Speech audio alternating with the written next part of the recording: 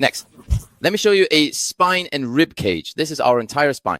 Normally, we have cervical, thoracic, lumbar, and sacral curves, right? The cervical curve bends forward, the thoracic curve bends backward, the lumbar curve bends forward, and the sacral curve bends backward. So what is the maximum curvature of each of these? Normally, the curvature of our cervical spine arches forward about 35 to 40 degrees. Then, the physiological curvature of our thoracic spine averages about 30 degrees, with the highest point at the thoracic cavity. For those with a pronounced backward arch, the highest point can hardly be seen when they lie face down on the bed. You can see the curve at the back. At this point, if your thoracic curve straightens, the entire backward arch, this curve that protrudes backward, disappears. Let me show you. Today, since I'm talking to you about the spine, I deliberately wore white so you can see clearly. For many people whose thoracic curve has straightened when they lie face down, their thoracic spine looks like this. It's completely flat. But normally, when you lie face down, for example, if I take a breath, watch my thoracic spine.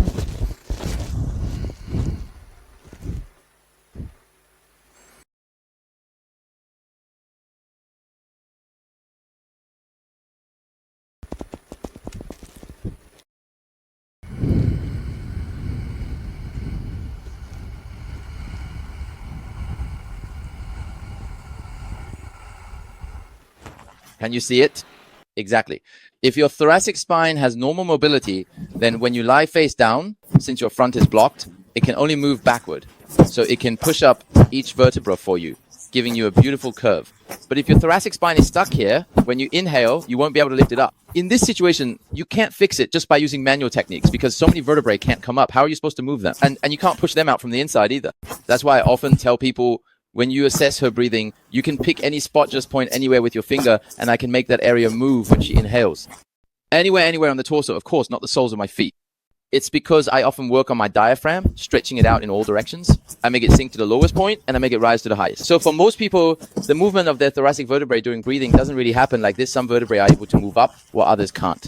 All right, so the normal forward curvature of the lumbar spine is 40 degrees. In fact, the curvature of the lumbar spine is about the same as that of the cervical spine. Its lowest point is at the third lumbar vertebra. And as for the sacral curve, its angle of inclination is 45 degrees. So why do we have the physiological curves of the spine?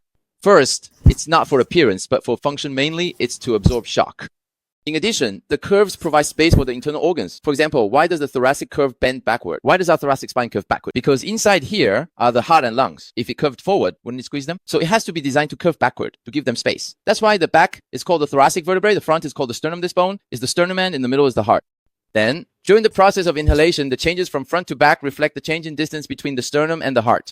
If your inhalation function is good, when you breathe in, your sternum can open forward, so it moves farther away from the heart. This is what's called having a broad chest. If, when you inhale, this area doesn't move and your transverse thoracic muscle is tense, pulling your sternum closer to your heart so there's no gap between them, this is called a narrow chest. So I've always wondered, where did the ancients get this kind of wisdom from? It's because in ancient times, they couldn't perform dissections. From a humanitarian perspective, dissections weren't allowed back then. So without doing dissections, how did they know about the relationships between these parts? How did they come up with these terms?